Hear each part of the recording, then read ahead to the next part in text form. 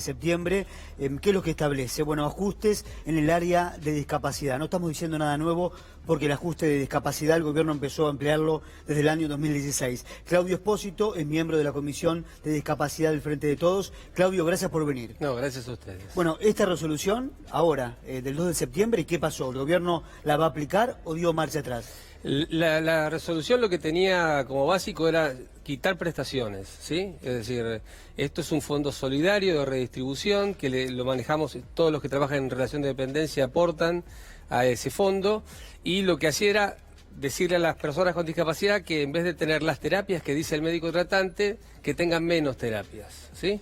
Con esto lo que hacían es transferir los recursos que era de la gente a las personas, porque las familias no iban a quedarse sin darle las terapias a sus hijos. Entonces, frente a esto, lo que pasó fue que la sociedad salió a discutirlo. Hubo una firma de un documento con 60.000 firmas y la verdad lo que se logró fue la suspensión provisoria de esta resolución. O sea que es un paso adelante haber logrado esa suspensión, pero todavía no se sabe si no se va a volver a aplicar. Es un paso haberla suspendido, no sé. ¿sí? Porque ya se habían suspendido cuando se suspendieron las pensiones en su momento, que era lo económico, y ahora lo prestacional, es decir, ya las personas con discapacidad sin derecho a tener salud. Es decir, y no estamos hablando hablamos de todo el colectivo de personas con discapacidad. Se le daba salud solamente a aquellos que tenían centros categorizados, algunos espacios muy chiquititos, centros de los centros urbanos. Cuando hablamos de personas que necesitan personas de apoyo fuera de centros urbanos, terapias en lugares donde no hay centros categorizados, tenían que ver reducidas esas terapias. Y eso va en contra, es totalmente regresivo, ¿no? Este gobierno levantó la bandera de la demonización en muchos sectores. Pasó esto con el sector de discapacidad diciendo el gobierno anterior repartió muchísimas pensiones por discapacidad. Esto es lo que dice, o lo que señala varios ministros de este gobierno. ¿Observás lo mismo que observo yo? Es una cuestión de ajuste económico por donde sea, ¿sí? Y empezaron por los más humildes, por aquellos que realmente no tienen voz. Si hablamos de personas con discapacidad, es un colectivo tan heterogéneo, y es tan heterogéneo en la República que no pudo ni defenderse, ¿sí? Fueron cerca de 90.000 personas que se dieron de baja, y se dieron de baja con un plumazo. Es decir, sin pensar que había gente atrás. Estamos hablando de una pensión que tiene un valor hoy de 9.000 pesos. No estamos hablando de cifras que son... pensiones que ni siquiera tienen salud al lado, sino que tienen un programa federal que se llama Incluir Salud, que es un programa federal de salud que tiene 6 meses de atraso. Es decir, ni siquiera no cobraban las pensiones, sino que además no se le pagaban las prestaciones. Y con la crueldad, porque este tema ya lo habíamos tratado y me parece también importante para destacar que esas personas que dejaban afuera, para poder realmente volver a tener esa ayuda, tenían que hacer toda una cuestión burocrática, gente que le está pasando realmente mal, que no puede movilizarse en muchos casos, y les exigían que fueran a corroborar su discapacidad. ¿Eso se modificó en algo? No, la verdad que no. Se le exigieron más trámites y además esa pensión, con un decreto de los años 90 que se utilizó ahora, se pide el 76% de incapacidad laboral. Es una pensión por invalidez, es decir, estamos hablando de una pensión que una persona con discapacidad, primero no tiene, los escuchaba recién hablando de la falta de empleo, ¿no? Imagínense lo que es la falta de empleo en el colectivo de personas con discapacidad. El censo del 2010 dio un total de 13% de personas con discapacidad, que son las que trabaja, dio un aproximado de 5 millones. Es decir, estamos hablando de personas que tienen discapacidad sobreviniente, es decir, que ya tenían trabajo. Aquellas que no tienen trabajo tienen que salir a rogar una pensión para poder comer. Entre las cuestiones que contabas, también me comentaban otra que tiene que ver con, digamos, limitaciones en el acceso que tienen a determinadas terapias. Es decir, si un especialista les asigna que recurran a un centro 5 veces por semana, lo que les dicen, bueno, vamos a concentrarlo todo en 3. Cuando esas cosas empiezan a suceder, ¿afecta a la recuperación, afecta a la rehabilitación y en qué otros casos se están dando? A ver, todas las personas con discapacidad son todos distintos. Entonces, pretender homogeneizar todas las terapias en 2 o 3 días es una locura. Ni los diagnósticos son iguales. Siempre uno lo que hace es seguir al médico tratante. El médico me dice a mí que tengo que ir al fonoaudiólogo, al terapista ocupacional, tantas horas por semana para buscar mi habilitación, no solamente mi rehabilitación, es decir, para poder insertarme en la sociedad. Ahora me dicen, no, solamente tienen que estar concentrados si son una terapia intensiva en 3 días y si son una terapia integral en 2 días. Es decir, los otros días no lo necesito y la justificación técnica es porque el niño tiene que descansar. Que está bien que el niño tenga que descansar.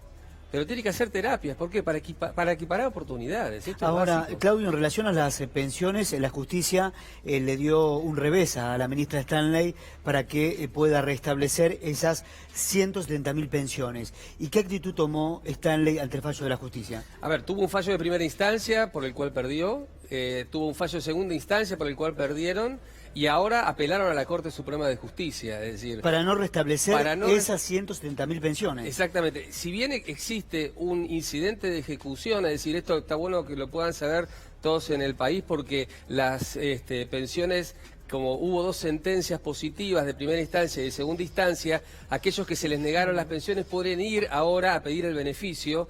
Lo que ellos están apelando es el retroactivo. Es decir, son los 2 o 3 años que no tuviste pensión. Pero uno, si quiere ahora, aquellos que fueron suspendidos con estas 2 sentencias, pueden ir y ejecutar esa pensión. Lo que tienen que venir es hacerlo a Buenos Aires, porque esa ejecución se hizo en Buenos Aires y como era un expediente colectivo, viene y tramita aquí. Es decir, que uno en Salta tiene que venir a Buenos Aires, otro... Es decir, pero pueden ejecutar las pensiones 2016, 2017 y 2018, 2019 no. Yo estaba recordando de lo que decía Adrián, vos comentabas lo que decían los funcionarios y es la mirada que hay respecto a los discapacitados. Fue Martín Lustó el que en un debate dijo que había más de 800.000, se habían otorgado más de 800.000 pensiones por invalidez que equivalían a, superaban el número de muertos de todos los países aliados durante la Segunda Guerra Mundial, lo cual es absolutamente un disparate.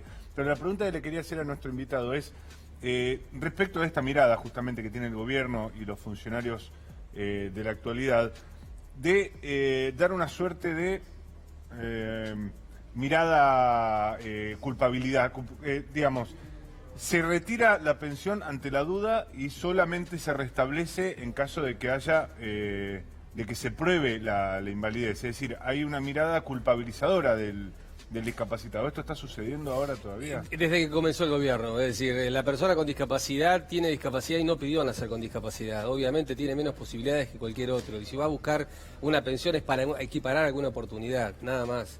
Es decir, sí hay una mirada social distinta de exclusión, que fue durante todos estos 4 años. Es decir, no hay una política... No han puesto la discapacidad en la política pública. Porque esto a mí me remite también a esta mirada honestista que tiene de la política un sector del gobierno mayoritario, por otro lado, que ya se había visto con algunos funcionarios que están hoy en el Ejecutivo y en Juntos por el Cambio y que habían transitado también en el gobierno anterior, como el caso de Graciela Ocaña, que cuando estuvo a cargo del Ministerio de Salud dio de baja una cantidad de programas de prevención ante la idea de que podrían estar salpicados por corrupción y eso terminó generando una afectación mucho mayor cuando tuvimos las epidemias de gripe A y de dengue en la Argentina. Pero esto, insisto, se han producido bajas unilaterales que demandan que la persona discapacitada tiene que ir a probar su discapacidad. Sí. ¿Y cuándo se restablece eso? Ahora, primero que hay que hacer un certificado médico obligatorio que es digital. Las personas no tienen acceso para comer, no tienen acceso a los hospitales. Hay lugares y hay pueblos en el interior del país que no tienen los certificados médicos digitales como para poder tenerlos. No tienen acceso y hay que probar, antes uno teniendo discapacidad lo tenía. Ahora hay que probar que tiene el 76% de discapacidad. Es decir, estamos hablando de una incapacidad que tiene que ver igual a lo que es incapacidad laboral, ¿sí? Es decir, mezclaron discapacidad con incapacidad laboral. Son 2 cuestiones distintas. Una persona puede tener discapacidad y puede trabajar. Ahora, Claudio, ¿y qué pasa porque aquí hablamos de los jubilados, pero qué pasa con los adultos mayores con discapacidad? También, ¿cómo la están pasando frente a estas políticas de ajuste? Los adultos mayores son los que más lo vienen sufriendo, sí lo vienen sufriendo desde las jubilaciones mínimas, y si tienen discapacidad pasan a ese sector sospechado, ¿sí? Que tienen certificados que no deberían tener, cuando realmente lo que tienen es discapacidad. Uno tiene cuando llega a tener un certificado de discapacidad, lo digo y soy padre de una niña que tiene discapacidad, es decir, uno no es nada bonito ir a pedir un certificado para que me den un subsidio, un beneficio o una atención social.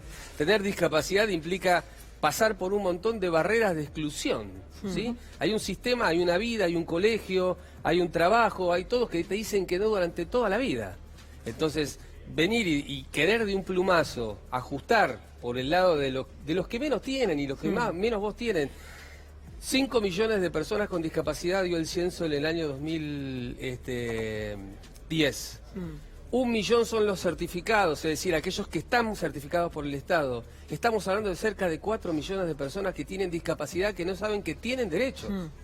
Una cortita, Sí. y la última ya para cerrar el tema. Siempre me quedo pensando cuando hablamos de este tema, ¿cuál ha sido la respuesta del gobierno, de algunos dirigentes políticos, cuando ustedes, me imagino que le han planteado en más de una posibilidad, en más de una oportunidad, por qué el mecanismo no es a la inversa? O sea, no recortes antes de saber realmente la discapacidad de las personas que tienen esta asignación. ¿Cuál era la respuesta? Mira, nosotros estamos desde el Instituto Cafiero, la verdad, trabajando muy fuertemente en el equipo de todos con esta idea de poner la discapacidad en la política pública y decirle al Estado, hay personas con discapacidad, esas personas con discapacidad tienen derechos y esas personas tienen derecho a tener el acceso a lo que tienen todas las otras personas, educación y en este caso salud, ¿no? Fuertemente, que tiene que ver con, ya ni con las pensiones, porque las pensiones alimentarias